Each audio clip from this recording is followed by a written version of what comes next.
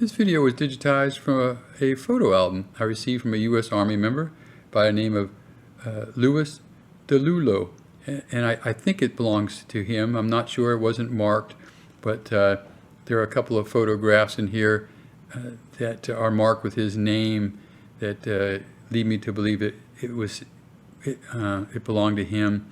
And although I can't, positively identify him, the picture that he is in, there's two people, and he just has his name on the back, so I don't know which one he is. But I do know that he did join the Army on the 15th of April 1941, and he was a member of Company C 805th Tank Destroyer Battalion, and that was a Pennsylvania National Guard company that was made up of men from Scranton, Wilkesboro, Bloomsburg, Kutztown, Tamaqua, Oil City, and Philadelphia. And they were actually mobilized in 1941, and Lewis joined on the 15th of April 1941.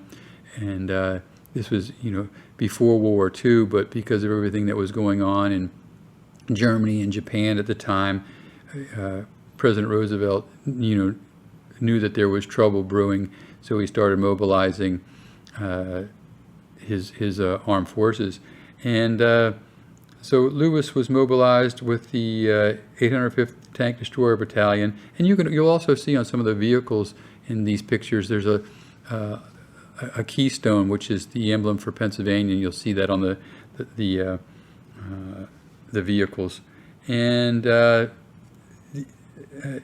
Lewis actually was a member of the 805th Tank Destroyer Battalion through August of 1945 when he was discharged. So all through the war, and I mean, the 805th saw some heavy action, and they had 719 combat days in World War II, and ranging from Tunisia, Naples, Fogay, Anzio, Rome, Arno, North Apennines, and the Po Valley.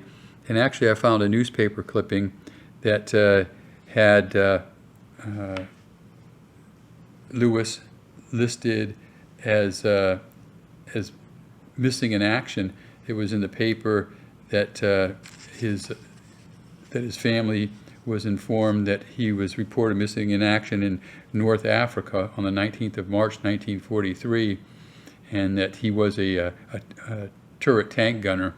And this would line up with the 805th being in the Battle of Kasserine Pass in North Africa, which was fought between the 18th to 24th of February 1943. So it could have been during that battle, but he made it through it.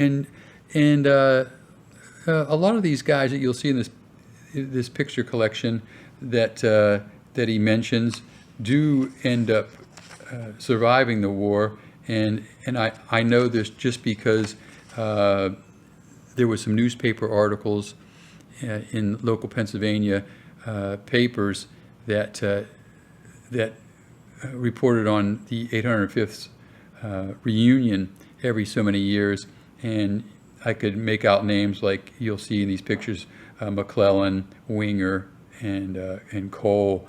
So I know those guys actually made it through the war.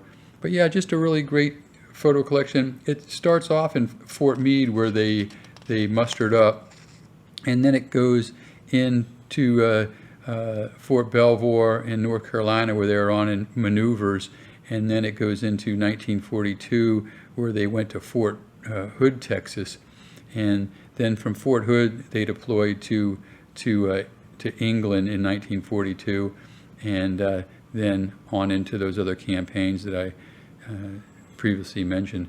But yeah, just a great photo collection, and I hope you enjoy.